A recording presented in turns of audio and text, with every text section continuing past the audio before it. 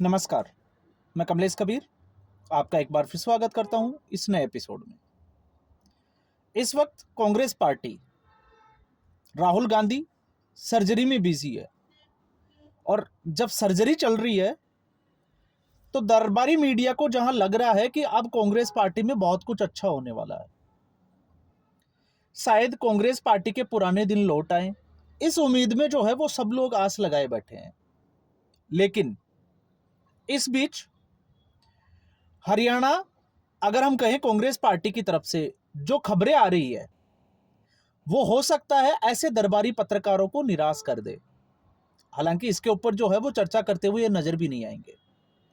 लेकिन जब मैं ये कहता हूं कि ऐसा क्यों, तो ऐसा इसलिए क्योंकि कांग्रेस पार्टी धीरे धीरे हंसी का पात्र बनती चली जा रही है।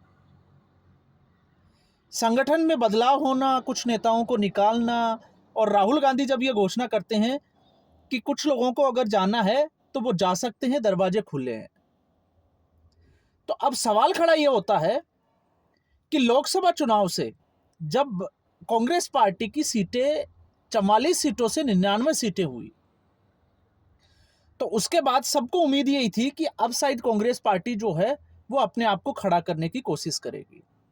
तो सबकी नजर थी हरियाणा के विधानसभा चुनाव पे। हरियाणा में विधानसभा चुनाव हुए और एक वक्त तक कांग्रेस पार्टी को बड़ा एज दिखाई दे रहा था कि कांग्रेस पार्टी हरियाणा में सरकार बना लेगी। वजह क्या थी? वजह थी एंटी इनकम्बेंसी। इसके अलावा किसान आंदोलन का केंद्र रहा पंजाब के साथ साथ हरियाणा, क्योंकि पंजाब और दिल्ली के बीच में हरियाणा। अग्निवीर योजना, उसको लेकर भी बड़े जो है वो सवाल खड़े किए जा रहे थे, और साथ में न्यू पेंशन स्कीम।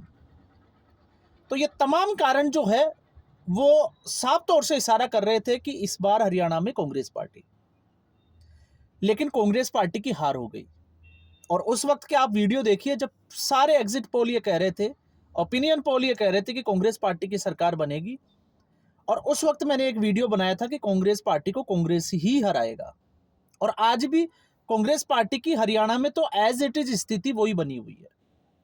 अब उस वक्त बड़ा कारण क्या था? उस वक्त बड़ा कारण यह था कि हरियाणा विधानसभा की जो सीटें थी उसमें जो रिजर्व सीटें थी वो लगभग उनकी संख्या 15 से ज्यादा थी।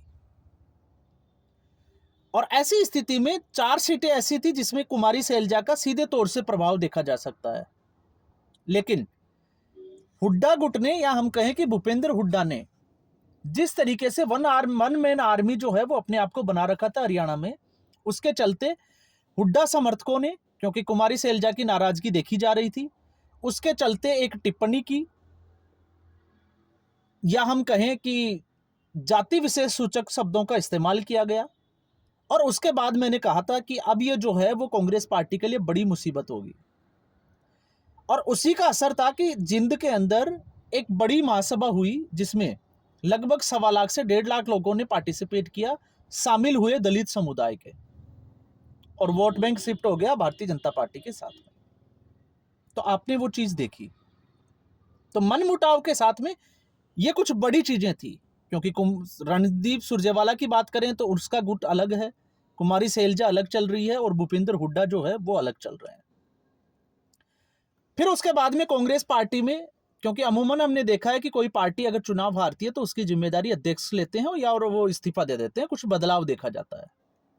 तो लगा कि फैक्ट फाइंडिंग कमेटी, क्योंकि राहुल गांधी का गुस्सा आपने देखा होगा, उस वक्त एक मीटिंग ली थी, फैक्ट फाइंडिंग कमेटी बनाई गई, और फैक्ट फाइंडिंग कमेटी में रखा गया अशोक गहलोत और आपको पता होगा प्रताप सिंह बाजवा को। और उस वक्त भी मैंने एक वीडियो बनाया था और उसमें मैंने कहा था कि अशोक गहलोत राजस्थान में कांग्रेस पार्टी का बंटाधार करने में और प्रताप सिंह बाजवा पंजाब में कांग्रेस पार्टी का बंटाधार करने में सबसे आगे खड़े दिखाई देते हैं। और जब इन लोगों को फैक्ट फाइंडिंग कमेटी में बिठाया है तो फिर इसका रिजल्ट और परिणाम जो है वो आप देख सकते हो कि क्या निकलेगा।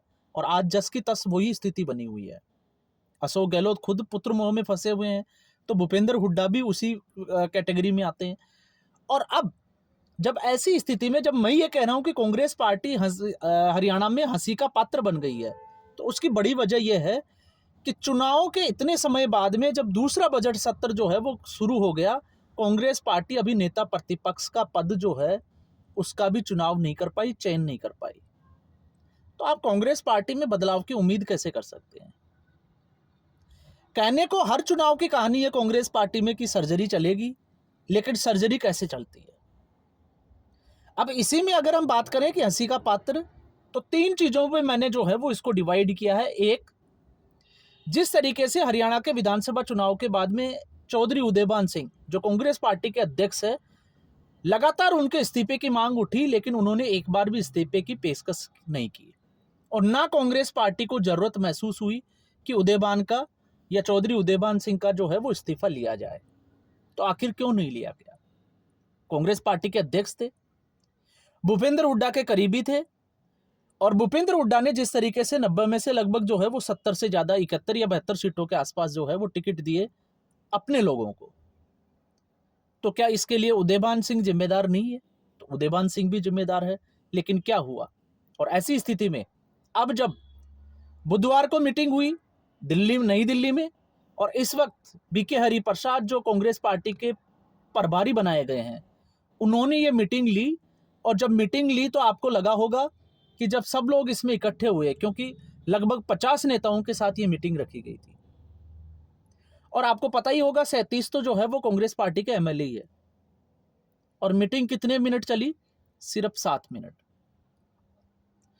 अब 7 मिनट मीटिंग चली होगी तो आप अंदाजा लगा सकते हैं कि लोग नई दिल्ली जाकर अगर 7 मिनट की मीटिंग करते हैं तो इसका मतलब उस मीटिंग में सब कुछ ठीक तो नहीं चला होगा। और उसके बाद में रिपोर्ट ये आई कि जो नेता कांग्रेस पार्टी के उस मीटिंग से बाहर निकले वो ये कहते हुए पाए गए कि ऐसी मीटिंग उन्होंने आज तक नहीं देखी, और उस मीटिंग में रणदीप सुरजेवाला और कुमारी सैलजा ये दोनों भी शामिल हुई थी, भूपेंद्र हुड्डा भी थे।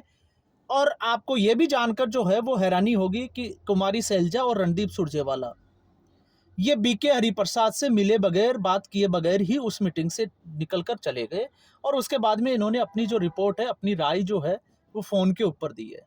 तो फिर मीटिंग क्यों रखी थी? जब कांग्रेस पार्टी के प्रभारी और कांग्रेस पार्टी के नेतृत्व की ही नहीं मान रहा हरियाणा इकाई के नेता, तो आप कैसे उम्मीद कर सकते हैं कि कांग्रेस पार्टी बहुत कुछ अच्छा कर सकती है? तो गुटबाजी तो साफ तौर से दिखाई देती है। कुमारी सैलजा की मैंने पहले ही बात कर दी थी कि उनकी जो है वो मुख्यमंत्री की मंशा है, और उस वक्त लग रहा था कि कुमारी सैलजा के लिए नेतृत्व कुछ सोचेगा, लेकिन नेतृत्व जो है वो हुड्डा से आगे बढ़ ही नहीं पाया, क्योंकि हुड्डा ने कन्विंस कर रखा था कि इस बार हरियाणा में वो सरकार लेकर आएंगे, लेकिन हरियाणा में सरकार उनकी नहीं बनी। और खबर यह भी थी कि भूपेंद्र हुड्डा ने यह भी कहा था कि यह चुनाव उनका आखिरी है, लेकिन जब चुनाव उनका आखिरी था, वो चुनाव में जीत गए, तो फिर नेता प्रतिपक्ष का पद वो क्यों नहीं छोड़ रहे? और जब हम बगावत करने वालों की बात करते हैं तो बहुत छोटी असेंबली में, जहां 90 सीटें जो है वो विधानसभा की है, उसमें से 37 सीट कांग्रेस पार्टी के पास है, और उसमें भी चाहे वो बीरेंद्र सिंह हो, कैप्टन अजय यादव हो, या फिर इसके बाद में हम बात करें सुरेश गुप्ता, रामकिशन गुर्जर और उनके समर्थित जो नेता है वो सीधे तौर से भूपेंद्र हुड्डा के खिलाफ नजर आते हैं, विद्रोह करते हुए नजर आते हैं। तो स्थिति जस की तस बनी हुई है। दूसरा, अब बीके हरिप्रसाद ने रिपोर्ट जो है वो राहुल गांधी को और मल्लिकार्जुन खड़गे तो वैसे भी डमी है, तो राहुल गांधी को सबमिट तो कर दी है। तो क्या आपको लगता है कि राहुल गांधी इसके ऊपर कोई एक्शन ले पाएंगे भूपेंद्र हुड्डा पे? मुझे तो नजर नहीं आता। और फिर हम आते हैं, इससे थोड़ा सा हम आगे बढ़ते हैं। जब हम कुमारी सैलजा और भूपेंद्र हुड्डा की बात करते हैं तो रणदीप सुरजेवाला भी कहां कम रहने वाले हैं। और रणदीप सुरजेवाला के इस विद्रोह के पीछे अगर आप समझोगे तो इसके पीछे सीधे तौर से आप केसी वेणुगोपाल को जिम्मेदार ठहरा सकते हैं, क्योंकि केसी वेणुगोपाल जिस तरीके से अब इस वक्त राजनीति खेल रहे हैं, तो मुझे लगता है कि कांग्रेस पार्टी को अगर कहीं बदलाव करना है तो सबसे पहले केसी वेणुगोपाल को बदलना पड़ेगा, क्योंकि वो संगठन महासचिव है। और संगठन की जब हम बात करते हैं तो कांग्रेस पार्टी पर हरियाणा में एक सवाल उठे थे कि कांग्रेस पार्टी संगठन के स्तर पे मजबूत नहीं है, तो क्या बदलाव किए गए? अब चुनाव प्रक्रिया खत्म हो चुकी, लेकिन उसके बाद में भी स्थिति जस की तस बनी हुई है। और अब कांग्रेस पार्टी जो 15 सालों से काम अटका हुआ था, या हम कहें कि 11 वर्षों से जो काम अटका हुआ था, उन्हीं जिला प्रभारियों के साथ में जो है वो अपना संगठन कंटिन्यू करेगी। तो संगठन में भी आपको कोई बदलाव देखने को नहीं मिलेगा। जहां केसी वेणुगोपाल की बात आती है तो केसी वेणुगोपाल इस वक्त रणदीप सुरजेवाला, आपको पता होगा, कर्नाटका के प्रभारी हैं, और कर्नाटका में अभी इस वक्त जो है वो गुटबाजी का दौर चल रहा है डीके शिवकुमार और सिद्धारमैया। डीके शिवकुमार के करीबी माने जाते हैं रणदीप सुरजेवाला और सिद्धारमैया के करीबी माने जाते हैं केसी वेणुगोपाल। तो केसी वेणुगोपाल सीधे तौर से रणदीप सुरजेवाला को जो है वो कर्नाटका से हटाकर हरियाणा की राजनीति में स्थापित करना चाहते हैं। एक तीर से दो शिकार, भूपिंदर हुड्डा नाम का कांटा भी निकल जाएगा और कर्नाटका में से रणदीप सुरजेवाला का पत्ता भी साफ हो जाएगा। ये केसी वेणुगोपाल की राजनीति है। इसके अलावा तो आपको पता है यही दरबारी मीडिया, अशोक वानखेड़े जैसे लोग जो है वो केसी वेणुगोपाल को लेकर महिला मित्रों तक का आरोप जो है वो लगा चुके हैं। तो ये जो है वो इन लोगों की सच्चाई का अब जो है वो धीरे धीरे चीजें निकल कर आ रही है। तो कांग्रेस पार्टी अभी उसी रास्ते पे खड़ी है जिस रास्ते पर वो पहले दिखाई देती थी। अब जिन लोगों को ये लगता है कि कांग्रेस पार्टी में सर्जरी चल रही है और राहुल गांधी गुजरात में स्पीच दे रहे हैं, राहुल गांधी जो है वो मुंबई में अपनी जो है वो मीटिंग ले रहे हैं, तो आपको ये भी तय करना पड़ेगा कि जिस हरियाणा में 6 महीने से ज़्यादा सरकार का जो है वो गठन हुए हो गए, उस हरियाणा में अभी तक नेता प्रतिपक्ष जो है वो कांग्रेस पार्टी अपना, या हम कहें कि चुन नहीं पाई। तो कांग्रेस पार्टी में आखिर चल क्या रहा है? और जब हम असर की बात करते हैं तो फिर इन चीज़ों का असर पड़ता है कांग्रेस पार्टी के उन कार्यकर्ताओं के ऊपर जो दिन रात जो है वो कांग्रेस पार्टी के लिए काम करते हैं।